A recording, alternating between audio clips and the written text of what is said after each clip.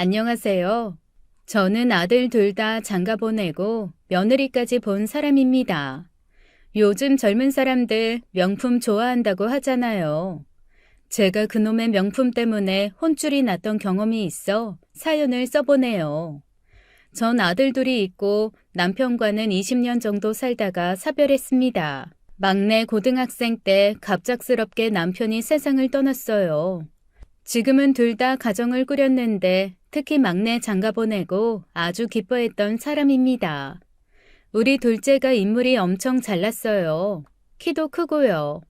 자랑하는 건 아니고 그 좋은 인물 때문에 노심초사하며 키웠거든요. 대학 막 들어가더니 패션 모델을 하겠다고 그쪽을 기웃거리는 거였죠. 큰애는 차분하고 조용한 반면 둘째는 친구도 많고 유행을 엄청 따랐어요. 안 그래도 조마조마했는데 덜컥 모델 하겠다고 했을 때 속 꽤나 썩었습니다. 남자는 일단 먹고 사는 걸 해결해야 평생 아쉬운 소리를 안 하고 살 텐데 난데없이 연예계 쪽을 기웃거리니 속이 타더라고요. 그런데요, 학생 신분에 모델한다고 몇 년 고생하더니 갑자기 군대를 간다고 하더라고요. 갔다 와서는 회계사가 되겠다고 하는 거예요. 작정하고 공부를 파고드는데 그런 모습은 처음 봤습니다. 시간은 좀 걸렸지만 노력한 만큼 시험을 잘 봐서 합격도 하고 순조롭게 취업도 했죠. 좋은 아가씨 만나 장가 들었으면 좋겠다 생각만 하고 있었는데 취업하고 1년 뒤에 덜컥 결혼을 하고 싶다고 하더라고요. 이게 무슨 소리인가 싶었습니다. 엄마, 이번 주 토요일에 시간 좀 내주세요. 제가 결혼이라는 게 하고 싶어졌거든요. 만나는 애 소개시켜 드릴게요. 결혼? 아닌 밤중에 홍두깨도 아니고 갑자기 무슨 결혼이야. 가만히 있어봐. 어떤 아가씨인데? 너 잘 알아보고 만난 거야? 아주 기가 막힌 애를 만났다니까요. 뭐 하는 아가씨인데? 너 설마 연예인 만나는 건 아니겠지? 엄마는 그쪽 싫다. 그런 줄 알아. 아들 외모가 잘나도 엄마로선 걱정되는 게 많았습니다. 워낙 노는 걸 좋아하는 애다 보니까 배필로 어떤 애를 데려오려나 솔직히 염려스러웠어요. 그런데 이런 반전이 없었습니다. 아주 조신한 아가씨를 데려왔는데 처음부터 마음에 쏙 들더라고요. 첫인상부터 합격이었어요. 착실하게 공부해서 대학 졸업하자마자 은행에 취업했더라고요. 대학도 장학금 받으며 다녔다고 하고요. 한마디로 성실하고 착한 아이였습니다. 그렇게 마음이 놓일 수가 없었죠. 아들은 예비 며느리 마음씨에 반했다고 하더라고요. 외모도 외모지만 겉멋들고 허영심 가득한 여자들이랑 차원이 다르다면서 침을 튀겨가며 자랑을 하는데 저도 모르게 웃음이 나왔어요. 창민이 너부터 겉멋은 안 들었는지 허영심은 없는지 점검해봐야 하는 거 아니냐고 이제 가정 꾸릴 건데 정신 좀 차리라고 한 소리 해줬죠. 엄마 아들을 뭘로 보고 나 정신 차린 지 꽤 됐는데 우리 어머니 모르시나? 두고 보세요. 이쁜 각시랑 멋들어지게 잘 살 거니까. 그 멋들어지게가 문제다 이 녀석아. 남의 집 귀한 딸 눈물 쏟게 하지 말고 잘 살아. 제 아들은 회계사, 며느리는 은행원이니 둘 다 돈 관리 잘하겠다 싶었고 그래서 걱정이 없었습니다. 실제로 둘이 결혼할 때 양가에 손 안 벌리고 자기들 힘으로 했어요. 큰아들 결혼할 때는 이것저것 많이 해줬죠. 반면 둘째네는 지들이 힘 합쳐서 결혼을 해내더라고요. 제 친구들 다 부러워하고 질투하는 시선도 받았어요. 마냥 좋아하고 있는데 제 여동생이 정신이 번쩍 드는 얘기를 해주네요. 하나밖에 없는 동생은 세상 돌아가는 일도 잘 알고 아주 눈치가 빠삭해요. 만나서 혼사치른 얘기 나누는데 저한테 이러더라고요. 언니, 이제부터 진짜 잘해야 된다. 큰 며느리 앞에서 둘째 며느리 대놓고 칭찬하고 그러면 안 돼. 나중에 큰 며느리한테 구박받지 않으려면 조심해. 차별이라니, 내가 그런 사람이니? 별 걱정을 다 한다 넌. 그건 언니 마음이고 큰 며느리 입장은 다를 수 있어. 작은 며느리가 은행 다니고 공부도 잘했다며. 근데 큰 며느리는 지금 뭐해? 결혼하고 5년 동안 무슨 자격증 공부만 내리 한다고 하지 않았어? 큰 며느리 있는 데서 작은 며느리 칭찬하지 마 절대. 괜히 둘 사이 나빠지고 시어머니 가운데 두고 삼각관계 된다. 얘기를 듣다 보니까 틀린 말은 아니었어요. 우리 큰 며느리는 결혼하고 바로 아이가 들었었거든요. 아기 보며 편하게 지내도 될 텐데 자격증 공부를 한다고 진을 빼더라고요. 근데 가만 보니까 자격증을 따서 꼭 뭘 하고 싶은 건 아닌 것 같았죠. 공부하느라 힘들어 죽겠다. 애기 좀 봐달라. 미래에 유망한 분야라서 지금 자격증을 꼭 따놔야 된다. 안달복달을 하고 재료비가 필요한데 큰애가 돈을 안 준다고 저한테 손 벌릴 때도 있었고요. 앓는 소리를 그렇게 하더라고요. 그럴 때마다 전 들어줬습니다. 경제적 여유도 있었고요. 막내 고등학생 때 사별했는데 남편이 번 돈이 꽤 됐어요. 그걸로 소위 말하는 건물주가 돼서 애들 공부도 다 시켰고 지금도 월세 따박따박 나오고요. 그래도 저 사치라는 건 모르고 살았어요. 꼭 필요한 물건만 사고 외식도 가급적 안 합니다. 그건 남편이랑 살 때 들인 버릇인데 몸에 배어 편하기도 하고 혼자 사는데 나중에 어떻게 될지 모르잖아요. 제가 아플 수도 있고요. 그럴 때를 대비해서 돈은 넉넉히 모아두는 게 맞다고 생각하고 낭비라는 건 모르고 살았죠. 명품? 그런 건 전 하나도 모르고요. 큰 며느리는 그런 집안 사정을 잘 알고 있었죠. 애들 어릴 때 한 동네 살던 집딸이거든요. 제가 돈 좀 있다는 걸 아는 큰 며느리는 저한테 못하는 편은 아니었어요. 우리 둘째 장가들기 전까지는 외며느리로 아주 이득을 톡톡히 봤죠. 김치며 반찬도 제가 해주고 용돈도 두둑하게 줬으니까요. 손주 봤을 때는 차 한 대도 뽑아줬습니다. 근데 딱 거기까지지 큰며느리한테 과한 기대를 하거나 바라는 건 딱히 없어요. 그런데 웃기는 건 둘째 혼수 앞두고 큰며느리가 이런 소리를 하더라고요. 어머니, 저 부탁이 하나 있는데 들어주실 수 있어요? 말해봐라. 뭔데 그래? 저 동서 앞에서 위신 좀 세워주세요. 솔직히 좀 걱정돼서 그래요. 동서가 저 무시할까봐. 미리미리 위계질서 좀 잡아주셨으면 좋겠어요, 어머님이. 위신? 위계질서? 그런 게 왜 필요해? 서로 배려하면서 잘 지내면 되지. 아니요. 동서로 들어올 사람 무지 잘났다면서요. 직업도 탄탄하고 똑똑하고. 저 애만 키운다고 무시하면 어떡해요? 게다가 전 좋은 대학도 안 나왔고 걱정된단 말이에요. 그리고 저 벌써 서운하다고요. 어머님이 동서만 예뻐할까 봐. 어머머, 얘가 지금 무슨 소리 하는 거야?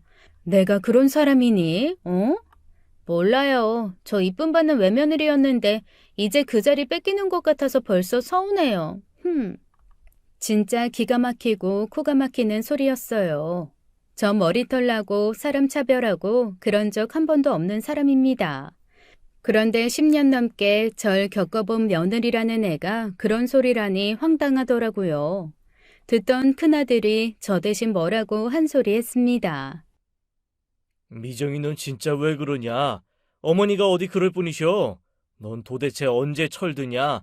애엄마가 돼서도 할 말 못할 말 못 가리고 앞이 캄캄하다. 속으로 생각했죠. 제 동생이 틀린 말은 안 했구나 싶었어요. 그래서 둘째 며느리 드리고 신경을 많이 썼습니다. 며느리 열었던 시어머니 자리도 보통 어려운 게 아니더라고요. 둘이니 망정이지 셋이었으면 큰일 날 뻔했다니까요. 큰며느리 앞에서는 둘째 칭찬 절대로 안 하고 둘 다 똑같이 대하려고 노력했습니다. 오히려 큰며느리가 더 저한테 친한 척을 하더라고요. 이것도 참 황당한 상황이었죠. 둘째 며느리는 모든 게 낯설고 어색할 텐데 큰며느리는 일부러 그러는 건지 우리만 아는 얘기를 꺼내지를 않나 유난스럽게 애교를 떨더라고요. 위계질서 세워달라고 동서가 무시할까봐 겁난다고 선수치더니 그런 식으로 행동하는 게 어이가 없었어요. 한 번은 가족들이 다 집에서 저녁을 먹은 날이었어요. 큰 며느리가 다음날 아침 전화를 하더니 둘째 며느리 얘기를 하더라고요. 어머니, 안녕히 주무셨어요? 어제 주신 김치 진짜 맛있더라고요. 익으면 더 맛있겠어요. 그러냐? 맛있게 먹어. 다음엔 열무김치랑 파김치도 담가줄게. 근데요, 어머니, 어제 동서는 김치 안 가져갔죠? 조금만 달래서 배추김치만 조금 덜어줬다. 걔네는 둘 다 직장 생활하고 집에서 밥 먹을 일이 없으니까 그런가 보지. 아유, 우리 어머니 하나는 알고 둘은 모르셔. 앞으로는 동선에 반찬 주지 마세요. 받기 싫다는 거잖아요. 저야 며느리 된 지 오래됐고 어머님 음식 좋아하지만 동선은 싫을 수 있지 않겠어요? 내색은 못하고. 어머니 그 생각까지는 못하셨죠? 내가 알아서 할게. 시간이 벌써 이렇게 됐나? 오전에 미용실 예약을 해놔서 나가봐야겠다. 네, 어머니 잘 다녀오시고요. 앞으로 김치 저희만 주세요. 네? 전화를 끊고 피식 웃음이 나왔습니다. 큰며느리가 왜 그런 말을 하는지 눈에 빤히 보였죠. 아이고, 앞으로 이런 전화 많이 받겠다 싶었습니다. 한편으론 걱정도 됐죠. 큰며느리 얌체짓에 둘째 며느리가 마음이라도 상하면 어쩌나 하고요. 근데 이게 웃기더라고요. 한 명이 아무리 들쑤셔도 당하는 쪽이 무시해버리면 그만 아니겠어요? 둘째 며느리는 의외로 우직하더라고요. 생긴 건 둘째가 더 새침하게 생겼는데 성격은 오히려 털털한 편이었죠. 그래서 별탈 없이 2년이란 시간이 지났습니다. 제 생각으로는 젊을 때 아이를 하나라도 낳아서 키웠으면 좋겠는데 둘은 직장 생활만 그저 열심히 하더라고요. 한번 넌지시 물어는 봤죠. 그랬더니 딩크는 아니고 아이는 3년 후에나 생각해 보겠다는 대답이 돌아왔어요. 그래서 더 말 안 했습니다. 다만 집 문제는 좀 신경이 쓰였어요. 결혼하고 2년을 꽉 채우면 지들끼리 구했던 전셋집 계약이 만기가 되잖아요. 그 사이에 전셋값이 많이 올랐고요. 결혼할 때 지들 모은 돈으로 했기 때문에 이번에 집을 산다고 하면 보태줄 생각이 있었습니다. 그래서 둘째 며느리한테 물어봤어요. 그래, 집은 어떻게 하기로 했어? 아예 매매할 집 보러 다니고 있니? 그런데 아주 놀랄만한 얘기를 듣게 됐습니다. 어머니, 저희 월세집 구하려고요. 뭐? 월세? 웃고 있던 며느리 얼굴이 어두워졌습니다. 가슴이 덜컥 내려앉더라고요. 그러면서 하는 말이 아들이랑 돈 관리도 따로 하겠다는 거였어요. 월세 반반씩 내고 생활비도 똑같이 절반씩 내면서 통장 관리도 각자 하고요. 제가 너무 당황하다 보니 표정 관리가 안 됐던 것 같아요. 며느리는 울면서 저한테 연신 죄송하다고 했습니다. 이유를 속 시원히 얘기 안 하는데 저는 짐작가는 게 있었죠. 무엇보다 며느리가 결혼해서 속 썩고 사는 것 같아 마음이 불편하고 되려 미안했어요. 놀라시게 해서 죄송해요. 아유, 아니다. 니들이 다 이유가 있으니 그렇게 했겠지. 그래, 알겠다. 며느리와 헤어져 집에 가는데 속이 벌렁거리고 마음이 진정이 되지 않았죠. 일이 이렇게 된 건 며느리 탓은 아니었을 겁니다. 아들은 사실 미래를 준비하기보다 현재를 즐기며 살자는 주의거든요. 며느리는 노후를 위해서 모으고 아끼며 살자는 신조고요. 둘째 며느리는 하고 다니는 차림새도 수수하고 장볼 때 하는 행동을 보면 1,000원 한 장도 허투루 쓰지 않았어요. 돈에 관해선 야무지다는 인상을 많이 받았어요. 그래서 마음 놓고 있었는데 통장을 각자 관리하고 전세도 빼고 월세로 들어간다니. 제 생각에 돈은 며느리가 관리하는 게 좋을 것 같은데 말이죠. 아들은 대학 때부터 취미를 다양하게 즐기고 있었습니다. 다 돈을 엄청 들이붓는 취미 생활이었어요. 자전거를 타도 여러 개, 개중에 비싼 고급은 꼭 있었고 낚시, 캠핑을 해도 관련 용품을 죄다 사서 쓰더라고요. 요새 말로 뭐에 꽂히면 물불 안 가리고 돈을 쓰곤 했죠. 그런 아들이니 똑부러진 며느리 만난 것도 반가웠고 취미 생활한다며 낭비하는 꼴도 이제 그만 볼 줄 알았습니다. 근데 집어를 못 주는 모양이네요. 며느리가 자세히는 말을 안 하는데 창민이가 돈을 물 쓰듯 쓰는 것 같았죠. 둘 사는 거 간섭할 생각 없지만 문제가 있다면 내 아들이 원인이지 싶었어요. 속이 상해 목욕 가방 들고 찜질방으로 갔습니다. 여기 쿠폰 끊어 다니는데 남편과 사별하기 전에는 꿈도 못 꾸던 일이었죠. 찜질하고 뜨거운 욕탕에 푹 몸을 담갔다 나오면 스트레스도 풀리고 몸도 가뿐했어요. 사실 창민이가 돈 씀씀이가 큰 데는 다 이유가 있었습니다. 세상 떠난 남편의 영향이 컸죠. 애들 아빠는 창민이 고등학생 때 한겨울에 갑자기 세상을 떠났어요. 이 사람은 다시 없을 수전노, 말하자면 돈의 노예였습니다. 한 푼도 안 쓰는데 익숙하고 가족한테는 인색한 사람이었어요. 평생 돈만 있으면 귀신도 부린다고 입버릇처럼 말하면서 돈 쓰는 게 무슨 죄인인 것처럼 가족들을 들들 볶았죠. 남편에게 돈이란 벌어서 무조건 모으는 거였습니다. 쓰면 죽을 죄를 지는 거였고요. 쌓아놓은 돈 문지기처럼 지키면서 일만 지독하게 하더니 한겨울 썰렁한 사무실에서 허망하게 가버렸네요. 심장마비였고 한밤중에 쓰러져 누구의 도움도 받지 못하고 차디찬 사무실에서 쓸쓸히 떠났죠. 난방비 아낀다고 손이 곱을 정도로 추워도 버티던 사람이었거든요. 시간이 많이 지났지만 남편과 살던 때의 기억이 여전히 생생합니다. 애들하고는 꿈도 못 꾸고 매달 받는 생활비 아끼고 아껴가며 궁핍하게 살았어요. 저축한 돈이 얼마나 되는지 가늠도 못했지만 주변 사람들 말로는 남편 사업이 무척이나 잘 된다고 하더라고요. 저랑 애들이 허름한 옷 입고 다니는 거 보고 다들 놀랐죠. 시장에서 값을 깎고 또 깎고 먹성 좋은 남자애들 고기 3번 먹을 거 한 번으로 줄이고 간식 찾는 애들한테는 무슨 보릿고개 넘는 것처럼 죽도 부지기수로 끓여 먹였습니다. 그렇게 노력하는데도 돌아오는 건 면박뿐이었어요.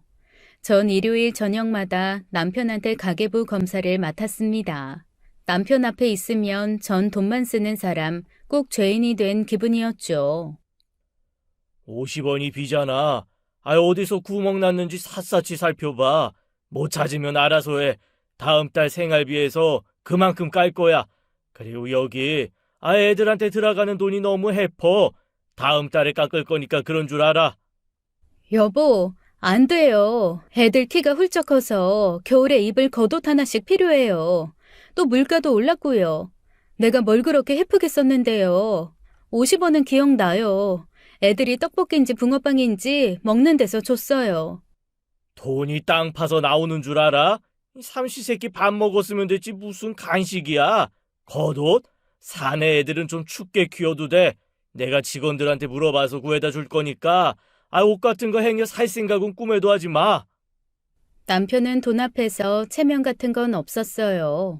부하 직원들 안 입는 옷 얻어다가 애들 입으라고 줬고 창민이는 이걸 진절이 나게 싫어했습니다.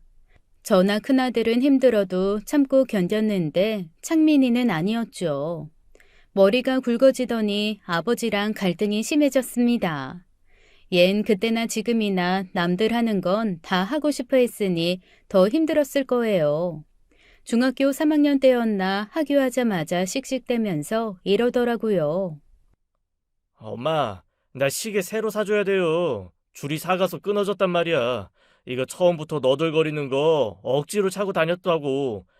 그리고 워크맨 갖고 싶어. 반 애들 다 있는데 나만 없어.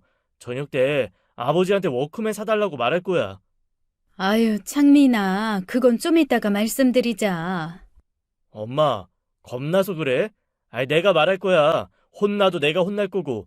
우리 반 영웅이가 그랬어. 아버지 무지 돈 잘 번다고. 근데 우리 왜 이렇게 지질이 궁상으로 살아야 하냐고.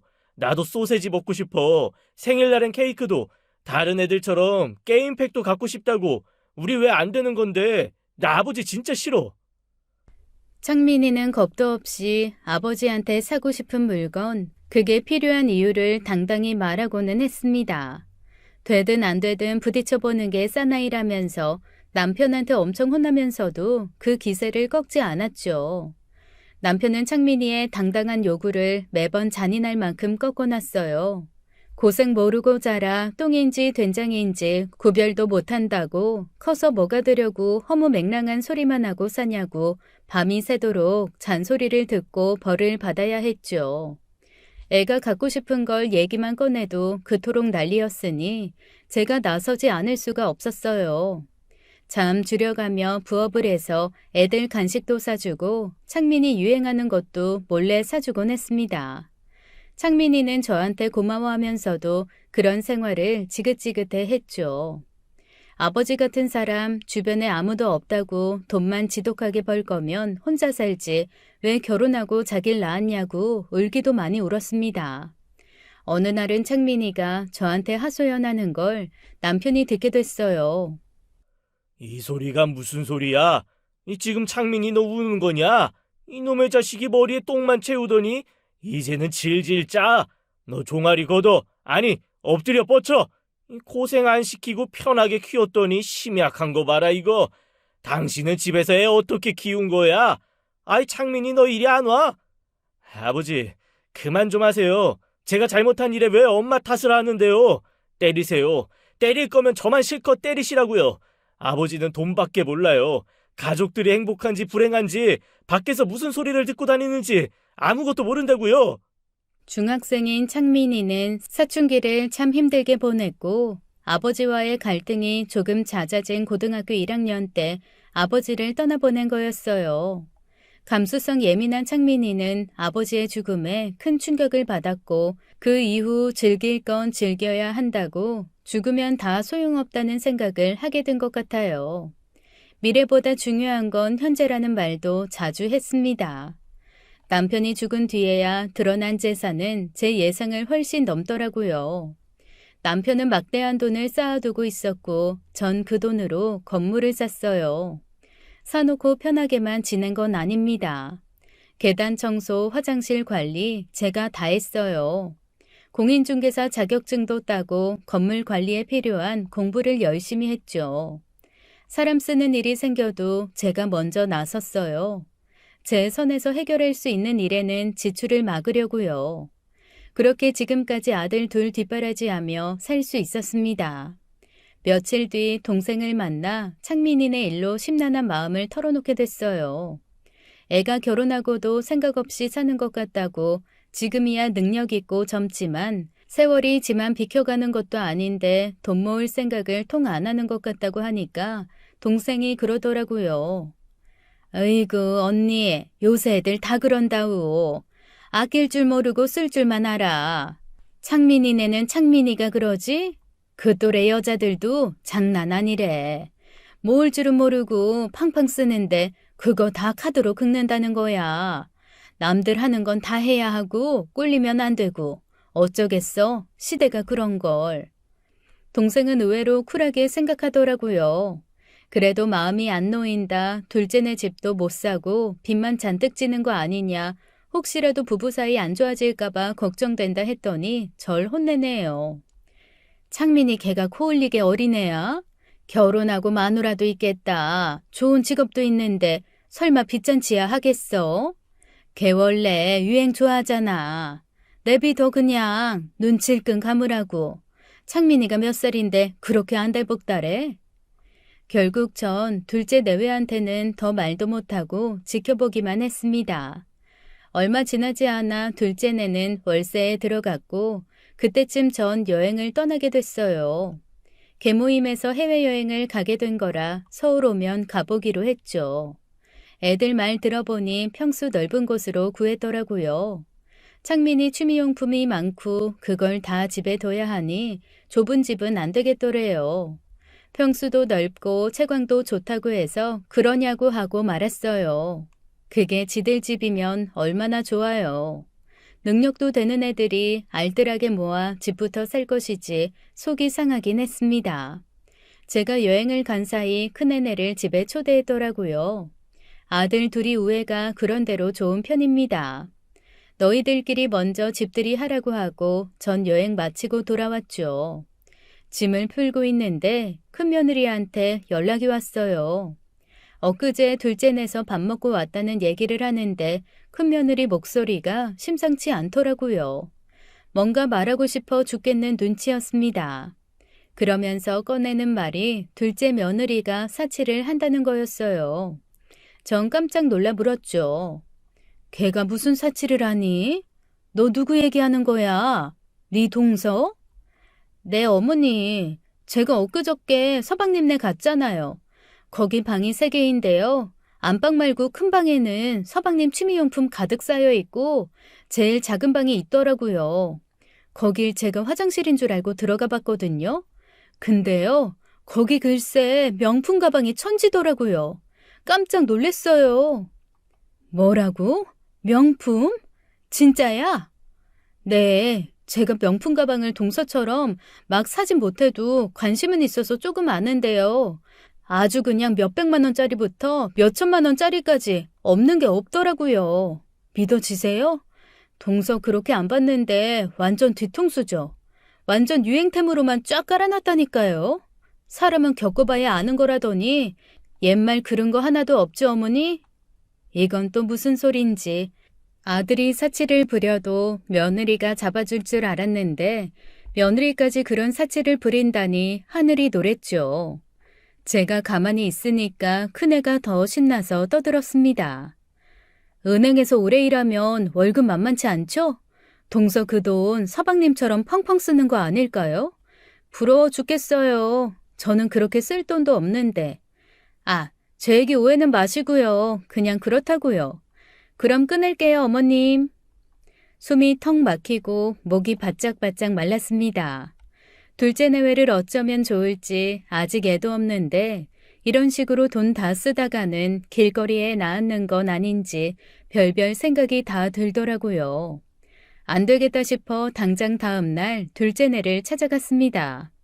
미리 말하면 숨겨놓을까봐 불시에 들이닥쳤어요. 며느리는 퇴근해서 쉬고 있었고 아들도 모처럼 일찍 왔더라고요. 저 왔다고 둘이 저녁을 차리네 어쩌네 하는 동안 집 구경 좀 하겠다고 했습니다. 모르는 척 큰며느리가 말한 작은 방도 가봤죠. 갔더니 명품이 눈에 확 들어오는데 다리에 힘이 쫙 풀리더라고요. 큰며느리 말처럼 천지에 깔린 수준은 아니었고 8개쯤 있었습니다. 잘 모르는 제가 봐도 아주 이름 있는 것들이었고 문도 달린 투명한 장에다가 가방들을 모셔놨더라고요. 둘째 며느리가 가방을 얼마나 좋아하고 소중하게 생각하는지 알 수 있었어요. 제 눈으로 보니까 더 기가 차고 어이가 없었죠. 얘네는 둘 다 아무 생각이 없는 철부지들이었습니다.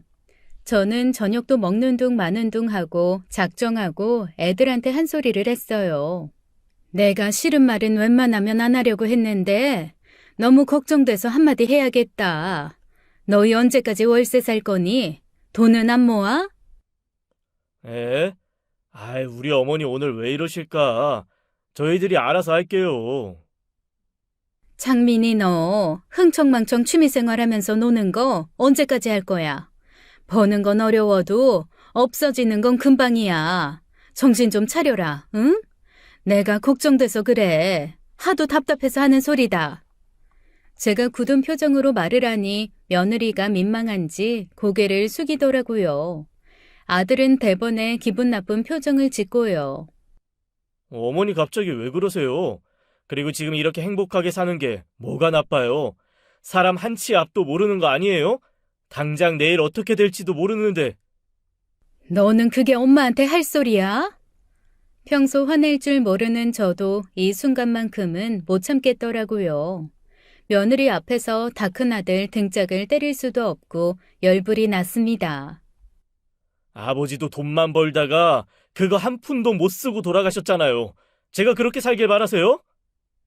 너는 그때가 언제라고 아직도 그 소리냐? 여지껏 똑같은 얘기를 하면 그게 앵무새지 사람이야? 아무튼 나는 너네 월세 사는 것도 마음에 안 들고 생각 없이 사는 것 같아서 속이 상해 죽겠어. 돈 무서운 줄 알아야지. 너희 매달 저축은 얼마나 하니? 엄마 너무 선 넘으시는 거 아니에요? 그만하세요. 이 사람도 있는데. 아들은 그대로 집을 나가버렸고 며느리는 어쩔 줄을 몰라 하더라고요. 그 이후 둘째 아들과는 냉전이었어요. 큰며느리 전화가 몇 번 왔는데 일부러 안 받았습니다. 눈치가 빠삭해서 둘째네엔 다녀왔는지 가서 무슨 일이 있었는지 궁금했겠지만 제가 미주알 고주알 얘기해야 하는 입장도 아니고요. 창민이는 아들 둘 중에 딸처럼 애교 있고 자상한 편입니다. 종종 전화해서 뭐 하시냐 물으면서 챙기곤 했는데 연락을 뚝 끊으니 그것도 허전하고 심란하더라고요. 친구들을 만나도 재미가 없고 좋아하는 꽃을 봐도 예쁘지가 않고요. 결국 전 병이 났습니다. 잠도 안 오고 소화도 안 돼서 병원을 찾았는데 거기서 글쎄 안사돈을 만나게 됐어요. 둘째 며느리의 친정엄마요. 만난 곳이 병원이다 보니 안녕하시냔 소리가 나오다가 말더라고요. 안사돈도 마찬가지였을 겁니다. 여기 내과 오셨어요? 네, 소화가 안 돼서요. 어쩐지 잠도 안 오고요. 서로 예약한 진료 보고 병원 앞에서 다시 만났는데 헤어지기가 아쉬워서 근처에서 차를 마시자고 했습니다. 원래 안사돈이랑은 처음부터 말이 잘 통했어요. 사별에 혼자인데다 나이도 동갑이었고 키 몸무게도 비슷했거든요. 전 둘째네 때문에 속상한 건 쏙 빼고 얘기를 나눴죠. 가까이서 보니 안사돈 행색이 좀 초라했습니다. 얼굴도 수척하고 머리카락도 많이 빠지셨더라고요. 어디가 불편해서 병원 오셨냐고 물었죠. 전 불면증에 소화불량으로 힘들어서 왔다고 하면서요. 사실은 제가 MRI를 찍어야 되는데 부담스러워서 그냥 나왔어요. 아유, 의사가 하라는 건 웬만하면 그냥 하시는 게 좋아요. 안 그러면 호미로 막을 거 가래로 막을 수도 있다니까요. 네, 저도 그러고 싶은데 형편이 좀. 그나저나 잠을 못 주무셔서 어떡해요. 사람이 잠을 못 자면 병이 나게 되던데요. 안사돈은 말을 돌리는 것 같았죠. 이런저런 얘기를 나누는데 생활이 어려우신 것 같았어요. 몸이 아파 다니던 일도 쉰다고 하시더라고요. 그래서 장보기가 부담스럽다고 하시는데 일정한 수입이 없으신 게 큰 걱정으로 보였죠. 같이 저녁도 먹고 싶었지만 안사돈이 피곤하신 것 같아 차만 마시고 헤어졌어요. 안사돈을 보니 둘째 며느리가 다시 보이더라고요. 친정엄마는 생활비 걱정에 병원에서 검사도 안 받고 가시는데 명품을 사드리고 그걸 옷장 안에 모셔두다니 기가 막혔습니다. 부부도 비슷한 성향 가진 끼리끼리 만난다더니 며느리도 참 문제다 싶었어요. 명품 가방 그거 하나만 팔아도 돈이 꽤 된다던데 친정엄마 아파서 병원 다니는 걸 며느리가 아는지 모르는지 물어볼 수도 없었죠. 여전히 창민이한테는 연락도 없고 약 먹으며 지내는데 큰며느리한테 또 연락이 왔습니다. 어머니, 빅뉴스예요. 그 소식 들으셨어요? 서방님 원룸 보러 다니신대요. 이건 또 무슨 얘기인지 자초지종을 물어보니 창민이가 지 형한테만 얘기한 걸 큰며느리가 어떻게 알았나 보더라고요. 멀쩡한 신혼집을 두고 원룸을 알아보러 다닌다니 어이가 없었습니다. 근데 이상하게 큰며느리 앞에서는 놀란 척을 할 수가 없었어요. 저도 모르게 나도 알고 있다고 둘러댔죠. 큰며느리는 제가 알고 있다고 하니까 김이 센 것 같았어요. 아셨어요? 전 또 모르시는 줄 알고 전화 드렸죠. 어머니, 걱정 많으시죠? 아무리 서방님이 유행을 따른다고 해도 그런 것까지 따라할 줄은 몰랐네요. 그것도 동서 몰래요. 그래. 예, 지들이 알아서 하겠지. 나는 아무 걱정 안 한다. 승민이 어린이집에서 올 시간 안 됐어? 1시간 남았어요. 어머니, 전 그 얘기 듣자마자 깜짝 놀랐잖아요. 둘이 이혼하는 줄 알고요. 땡! 이혼이라니? 아이고 깜짝이야. 귀청 떨어지겠어요. 근데요, 어머니, 아무래도 수상해요. 서방님이랑 동서 둘 사이에 무슨 문제가 있는 거 아니에요? 어머님도 서방님 말만 100% 믿지 말고 한번 알아보세요. 동서도 속괴나 썩겠어요. 서방님 보통 내기 아니네요, 정말. 뭐가 그렇게 재미있는지 푼수같이 웃는 큰며느리를 혼내고 전화를 끊었습니다. 손발이 막 떨리더라고요. 무슨 일인지 예상조차 할 수가 없었죠. 전셋집에서 월세로 가더니 이번엔 멀쩡한 집 두고 원룸을 구한다는 게 제 상식으로는 이해가 안 됐죠. 둘째 며느리한테 물어보면 좋겠는데 창민이가 자기 아내 모르게 진행한다고 하니 그럴 수도 없었고요. 전 여동생한테 바로 전화를 걸었어요. 큰며느리가 말하는 요새 유행이 뭐냐고요. 그랬더니 하는 말이 요새 젊은 남자들 중에 아지트라는 걸 두는 경우가 많대요. 집 말고 원룸 잡아두고 거기서 주식 투자도 하고 친구들도 마음대로 부르고요. 한마디로 속 편하게 놀려고 따로 방을 구해놓는다는 거였죠. 참 팔자 좋은 얘기였습니다. 창민이 이 녀석 할 수만 있다면 저 패고 싶었어요. 이걸 작은 며느리가 알면 둘 사이가 어떻게 될지 그것도 걱정이었고요. 결국 전 둘째 회사로 찾아갔습니다. 점심 먹자고 불러내서 물었어요. 원룸 구한다는 얘기 들었다고 뭐하는 짓이냐고 그랬더니 아들 표정이 굳어지더라고요. 자기 감시하는 거냐고 어떻게 알았냐고 불쾌한 기색을 감추지도 않는데 저도 부하가 치밀었습니다. 전세 빼고 월세집으로 간 마당에 또 원룸을 왜 구해? 철 좀 들어라 창민아. 집을 사도 모자랄 판에 있는 돈을 왜 그렇게 쪼개는 거야? 또 이러시네. 아시잖아요. 저 취미 많은 거. 혜수가 싫어하고 신경 쓰니까 거기다가 제 물건도 갖다 놓고 싫어고 그러는 건데 왜 그렇게 과민 반응하세요? 얘가 지금 가정 꾸린 어른이 맞는지 어이가 없더라고요. 결국 아들이랑 입씨름만 실컷 하고 돌아왔습니다. 도무지 말을 들어먹어야죠. 아무리 세상이 변했기로써니 내 집이 있는 거랑 없는 거랑 같은가요? 집 살 생각은 안 하고 놀궁리만 열심히 하는 아들. 진짜 마음에 안 들었습니다. 둘째 며느리한텐 티도 못 내고 안절부절 못하다가 안사돈에게 연락을 했어요. 모자란 아들한테 딸 시집 보낸 안사돈에게 미안한 마음도 들고 신경도 쓰여서요. 지난번 만났던 찻집에서 보자고 해놓고 만났어요. 그리고 병원 앞으로 모시고 가서 오늘 만나자고 한 진짜 이유를 말했죠. MRI 검사 받으시자고요. 당장 오늘 검사가 어려우면 이걸로 병원비 하시라고 봉투에 돈도 넣어드리면서요. 안사돈은 깜짝 놀라 펄쩍 뛰셨죠. 한사코 신경 쓰실 것 없다는 안사돈은 오히려 저를 설득했어요. 마음만 감사히 받겠습니다. 이러시면 제가 너무 부담스러워요. 딸 사위한테도 면목 없고요. 그리고 저 이제 서울 떠납니다. 시골로 가려고요. 시골로요?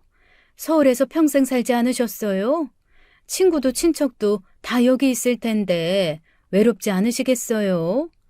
그야 그렇죠. 그래도 먹고 사는 일이 걱정인 것보다는 외로운 게 낫겠다 싶어요. 내려가면 생활비 걱정은 더니까요. 안사돈은 노후 준비가 전무한 상태였죠. 지금 당장 쓸 돈도 다 떨어지신 모양이었어요. 병원비, 약값으로도 돈이 많이 나갔고요. 악착같이 버티던 일도 몸이 버텨내질 못해 그만두신 거였습니다. 지인이 부추 농사를 짓는데 거기서 일 도와줄 사람이 필요하다고 해서 내려간다고 하셨어요. 말하자면 숙식을 해결하면서 일을 하실 참이었답니다. 지금 사는 집도 반지하 월세집이고 툭하면 물새고 고장이 나 살기 힘들다고 하셨고요. 그게 다 바깥 사돈이 돈을 흥청망청 써서 그렇다며 안사돈은 깊은 한숨을 내쉬었죠. 그렇게 돈을 잘 쓰는 양반이었어요. 뭐든 고급을 좋아했죠. 호텔 커피 좋아하고 한우도 제일 좋은 거 늘 그렇게 고급을 찾았어요. 그러니 돈이 나만 나나요. 늙어서 어쩌려고 저러나 했더니 홀랑 저 세상 가버리대요. 본인은 좋았을 거예요. 있는 돈에다 빚까지 져서 실컷 돈 쓰고 갔으니까요. 근데 남겨진 전 사는 게 쉽지 않네요. 남편 살아있을 때 더 죽자 사자 돈을 모았어야 했는데 후회가 많이 되네요. 알고 보니 사돈네는 저희랑 반대의 경우였어요. 바깥 사돈께서 흥청망청 돈을 잘 쓰셨대요. 도가 지나쳐 있는 돈은 다 써야 직성이 풀리셨답니다. 안사돈은 애들 젖먹이 때부터 일을 나가셨대요. 번 돈은 다 생활비로 쓰고 빚까지 갚느라 저축은 꿈도 못 꾸셨고요. 그러면서 하시는 말씀이 제 며느리가 철이 일찍 들었다고 대학도 다 장학금 받으며 다녔다고 자랑하시더라고요. 그러면서 딸한테 미안한 마음도 크다고 어릴 때 뭣도 부리고 놀러 다녀야 하는데 그런 것도 모르고 20대를 보냈다고 안타까워 하셨죠. 명품 하나 모르고 돈 쓸 줄도 모른다면서요. 제 인생의 보람은 우리 딸밖에 없어요. 사위도 정말 잘 봤고요. 어쩌면 그렇게 아들을 잘 키우셨어요? 사돈 보면 부러운 게 참 많습니다. 속으로 아이고 소리가 절로 나오더라고요. 딸을 철석같이 믿고 있는 안사돈이 안쓰럽고 사위 잘 봤다고 고맙다고 하시는데 제가 어쩔 줄을 모르겠더라고요. 그게 끝이 아니었어요. 안사돈은 제 손을 잡더니 사위 마음 씀씀이에 감동했다고 눈물까지 글썽이셨죠. 전 상상도 못할 얘기를 들었어요. 알고 보니 창민이가 구한다는 원룸은 안사돈을 위한 거였습니다. 장모님 어려운 사정을 알고 편히 머무실 곳을 구하는 거였죠. 아내 모르게요. 뭐에 맞기라도 한 것처럼 뒤통수가 얼얼했어요. 안사돈은 고개를 푹 숙이며 미안하다고 하더라고요. 미안합니다. 귀한 아들을 사위로 주셨는데 그런 고생까지 시키고 제가 면목이 없어요. 저 그 원룸 받을 수 없어서 부추농장에 가기로 했어요. 딸로도 모자라 사위까지 어렵게 번 돈으로 저까지 챙기게 할 순 없네요. 그 원룸에 절대로 들어갈 수 없다고 나는 신경 쓰지 말라고 몇 번이나 얘기했어요. 그 원룸 제가 들어갈 일 절대로 없습니다. 그러니 안심하세요. 혹시나 언짢으셨다면 죄송합니다, 사돈. 제가 너무 초라하게 살죠. 어안이 벙벙했죠. 창민이는 괜한 오해를 받은 거였어요. 생기가 어려운 장모님 도우려다 저한테 된소리를 맞은 거였네요. 얘도 참 그런 일이 있으면 저한테 상의라도 할 것이지 짐작하기로 자기 아내가 혹시라도 무시당할까봐 염려한 게 아닐까 싶었습니다. 절 못 믿은 게 아니라 아내를 사랑하는 마음이 깊고 장모님을 배려하느라 그런 것 같았어요. 갑자기 막혔던 속이 쑥 내려가면서 눈시울이 시큰해지더라고요. 돈, 그놈의 돈이 뭔지 나를 제대로 잡고 창민이한테 사과하고 애들 무거운 마음도 덜어주고 싶었습니다. 전 고민하다가 가족 여행을 준비했어요. 바쁜 애들 다 같이 여행하자는 말도 잘 안 떨어졌지만 용기를 냈죠. 비용은 내가 다 부담할 테니 다 따라오라고 고집을 부렸습니다. 큰며느리는 좋다고 따라오고 둘째네는 하루씩 휴가를 내서 금요일부터 일요일까지 여행을 갔어요. 이틀째까지 신나게 구경하고 맛있는 거 먹고 손주 재롱도 보고 스트레스 풀었고요. 둘째 며느리는 지역 특산물이나 기념품 가게에 가서 뭘 사지는 않고 구경만 열심히 하더라고요. 스카프랑 곶감 상자에서 눈을 못 떼는 것도 봤습니다. 한편으론 며느리도 짠했어요. 안 사돈 말대로 남들 놀 때 못 놀고 뭘 마음 놓고 사본 적이 없어서 명품에 욕심이 생겼나 그래서 지금 그렇게 명품 가방을 모셔놓고 사나 측은했습니다. 여행 오는데 멋도 좀 부리고 명품 가방도 들고 올 것이지 에코백 하나 달랑 메고 온 것도 눈에 걸렸고요. 여행 마지막 날 밤 분위기 좋을 때 얘기를 꺼냈습니다. 창민이한테 미안하다고 했어요. 내가 오해했다 창민아. 그 원룸 너 혼자 실컷 놀려고 구하는 줄 알았는데 아니었어. 장모님 거기서 지내시라고 했다며? 니네 사는 집이랑도 가깝고 재래시장도 가깝던데 위치도 아주 딱이더구나. 네 안사람 위해서 그런 거지? 우리 아들 속 깊은 마음 몰라줘서 미안해. 아들은 깜짝 놀라서 절 보더니 며느리와 눈을 못 마주치더라고요. 전 그동안 제가 오해했던 거랑 안사돈 만나게 된 일을 꺼냈습니다. 큰아들 내외도 있으니 둘째 며느리 자존심 안 상하게 뺄 건 빼고요. 며느리는 눈물을 글썽이더니 조용히 우네요. 창민이가 입을 열었죠. 들통났네. 끝까지 날라리인 척하려고 했는데 해수가 밤낮으로 울잖아요. 장모님 먼데 가서 고생하신다고.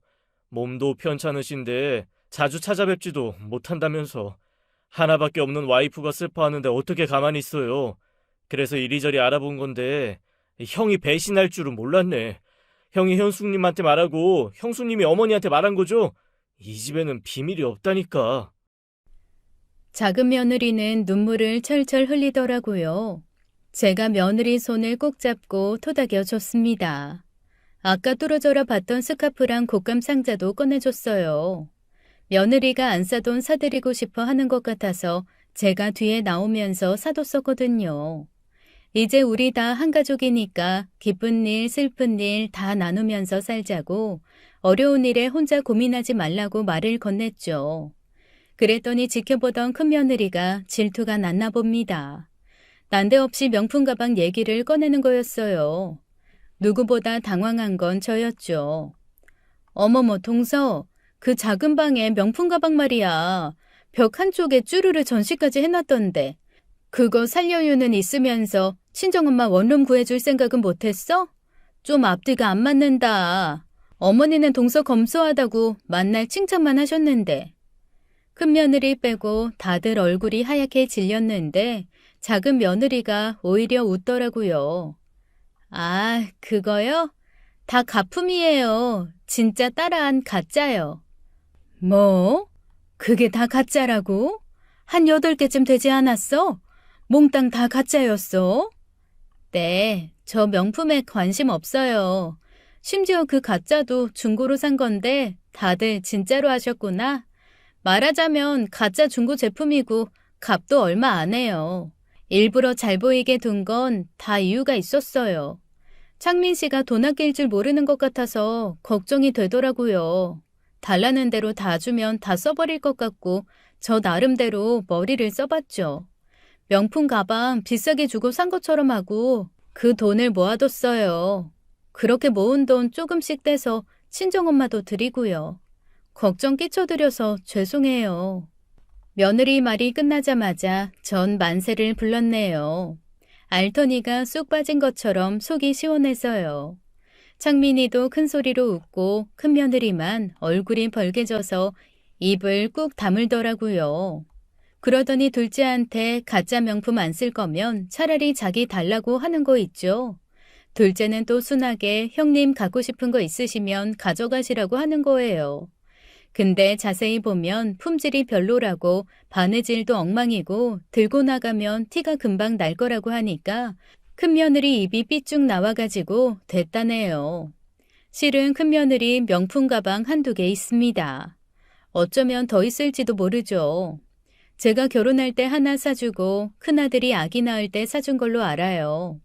고기도 먹어본 사람이 맛을 안다고 큰며느리야말로 명품 좋아하는 것 같더라고요.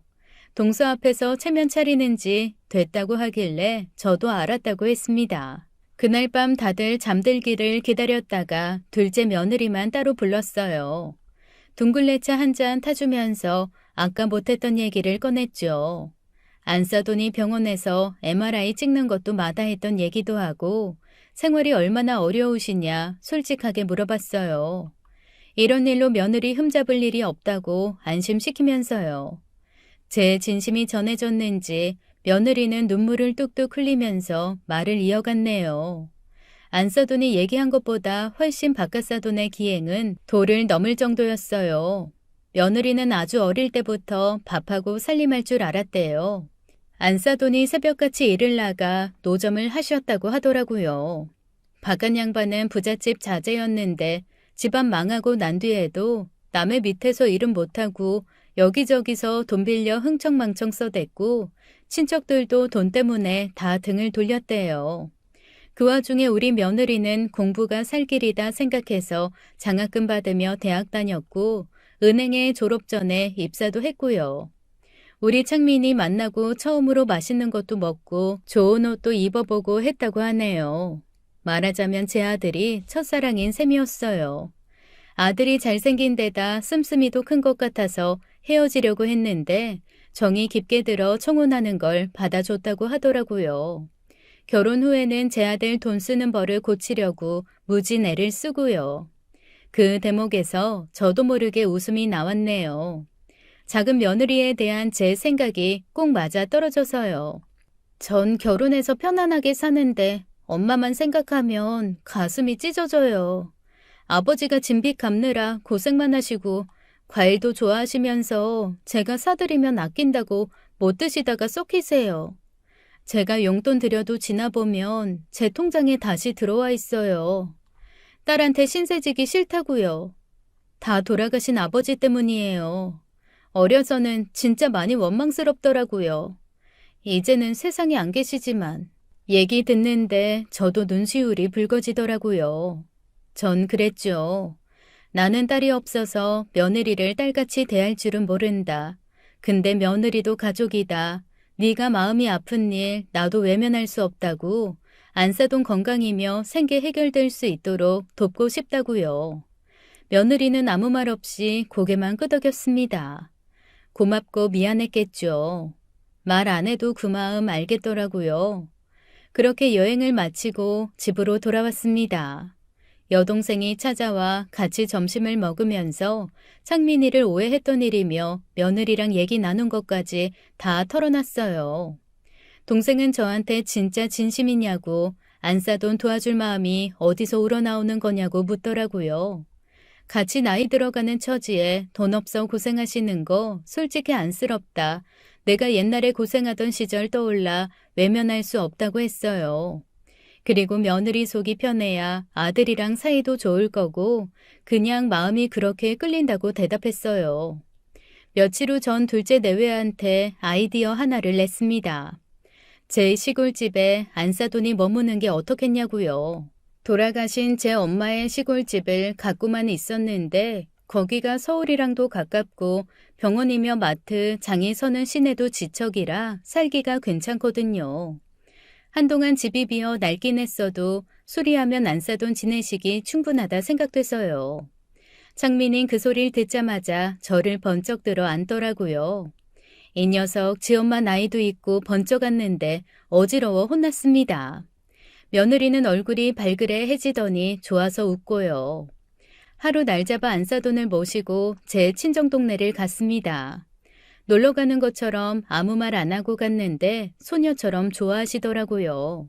앞마당에 작게 텃밭도 가꿀 수 있고 공기 좋고 경치 좋은 동네라 마음도 편하실 거고 거기서 지내시면 참 좋겠다는 확신이 들었죠. 전 안사돈께 여기서 사셨으면 좋겠다고 솔직히 말씀드렸습니다. 보시다시피 살기 좋은 동네고 병원도 있고요. 마음 내키면 서울도 금방 갈 수 있는 거리라 딸내도 왔다 갔다 할 수 있다고 친정엄마 혼자 사시던 곳이라 생판 남한테는 주기 싫다고 안사돈이 사셨으면 좋겠다고 말씀드렸죠. 안사돈은 처음에는 극구 사양을 하셨어요. 하지만 며느리가 오래 설득하고 사위가 올수리까지 해가며 밀어붙이니까 나중에는 항복하셨죠. 술이 끝난 뒤에 가보니까 창민이가 실력 발휘를 제대로 했더라고요. 도배장판 새로 하며 문지방도 없애고 화장실도 깨끗하게 수리해 놓으니까 완전히 딴집 같았습니다. 집들이 하시며 손수 음식을 해주셨는데 손맛이 어찌나 좋으신지 배 터지게 먹고 기분이 저도 참 좋았네요. 전 안사돈이랑 친구하기로 했어요. 동생이랑 같이 가끔 놀러 갑니다. 같이 호박 따서 전도 부쳐 먹고 가을엔 밤 따서 삶아 먹고 아주 재미가 쏠쏠해요. 지천에 과수원도 있으니 안사돈 좋아하는 과일도 실컷 드실 수 있고요. 떨어진 과일 주워다가 잼도 만들어 먹는 재미도 크네요. 우리 큰며느리는 아주 공짜에는 눈이 밝아요. 이런저런 자격증 몇 년째 따기만 하더니 바리스타 자격증인가 뭔가로 아파트 상가에 조그맣게 카페를 하나 내게 되었습니다. 거기서 내놓을 디저트에 쓴다면서 잼을 엄청 많이 가져가더라고요. 꽁으로 가져가냐고 농담하니까 병아리 눈물만큼 돈을 주긴 주대요. 이 많은 잼들을 어떻게 드시게요? 이렇게 많이 만들어 놓고 안 먹으면 아깝잖아요. 그쵸? 엄청 맛있는데 묵히기도 아깝고요. 제가 카페에서 디저트에 쓰면 이래저래 좋잖아요. 동서, 그래도 되지? 어르신, 제가 팔아드려도 되죠? 또 뭐 없어요? 제가 팔아드릴게요. 저 장사 되게 잘해요. 창고를 홀딱 뒤집어 놓고 가는데 그냥 눈 감아줬습니다. 큰며느리 가벼운 데는 있어도 성격이 모난 데는 없으니까요. 둘째 며느리는 침착하고 신중하고 그렇게 또 균형이 맞는 거 아니겠어요? 안 싸돈 거기서 지내시며 건강하시고 우리 둘째 며느리도 속 편하게 살면 좋겠습니다. 참, 안 싸돈 집 문제 해결되고 한 3개월 지났나? 창민이가 신나서 전화를 해왔어요. 며느리가 임신을 했다는 기다리던 소식이었죠. 저도 모르게 두 손을 모으게 되더라고요. 감사하다고 연신 읊조렸습니다. 창민이 지 인생 재미있게 사느라 자식 욕심 안 낼 줄 알았는데 아니었네요. 전 며느리가 얘기해 줄 때까지 꾹 참고 기다렸다가 임신 초기 지나서 크게 축하해 줬습니다. 애들은 출산 전에 이사할 집 알아보러 다니고 있어요. 제가 모자란 돈은 보태주겠다고 괜찮은 집 잘 구해보라고 격려해 줬습니다. 그랬더니 둘째 내외 괜찮다고 자기들끼리 해결하겠다고 저 입도 뻥끗 못하게 하네요. 하지만 저도 이번엔 포기 못해요. 지난 일들 되돌아보면 세상 참 요지경이다 싶습니다. 똑같은 땅 밟고 같은 하늘 아래 살면서 다들 어쩌면 그렇게들 다른지요. 먼저 세상 떠난 남편처럼 무조건 아끼는 사람이 있는가 하면 바깥 사돈처럼 모을 새 없이 다 써버려야 되는 사람도 있고요. 둘째 내외만 봐도 그래요. 창민이는 소금보다 더 짠 아버지 보고 현재를 즐기자는 마인드로 사는데 며느리는 그 반대로 노후를 위해 악착같이 모으려고 하잖아요. 제가 이날 이때까지 살아보니까 분명한 건 이건 것 같아요. 손안에 쥔 돈을 다 쓰고 살면 분명히 후회한다는 것과 노후에 돈이 없으면 비참하다는 것, 이건 부정할 수 없을 것 같네요. 그래도 쓸 때는 쓰면서 사람답게 살아야겠죠. 이 균형을 맞추는 게 그렇게 어려운 것 같습니다. 참, 그리고 명품 하는데 이것도 한 소리 좀 하고 싶네요. 사람이 명품이어야지 명품 가방이니 옷이니 하는 것도 어울리는 거지. 사람 됨됨이가 아닌데 거죽만 명품으로 치장한다고 뭐가 되나요? 그런 의미에서 전 요새 명품 가방을 좀 알아보고 있습니다. 인성, 외모 다 갖춘 우리 작은 며느리한테 선물하게요. 아, 큰 며느리한테는 굳이 얘기 안 했어요. 나중에 알게 되겠지만 미리 알 건 없겠다 싶어서요. 그 이유는 말 안 해도 아시겠죠? 여기까지가 제 이야기입니다. 사연 여기서 마치려고 해요. 제 얘기 들어주셔서 감사합니다. 여러분 모두 행복하시고 건강하세요. 지금까지 사연 읽어주는 남녀였습니다. 끝까지 시청해주신 여러분 감사드리며 저희는 다음 사연으로 돌아올게요. 감사합니다.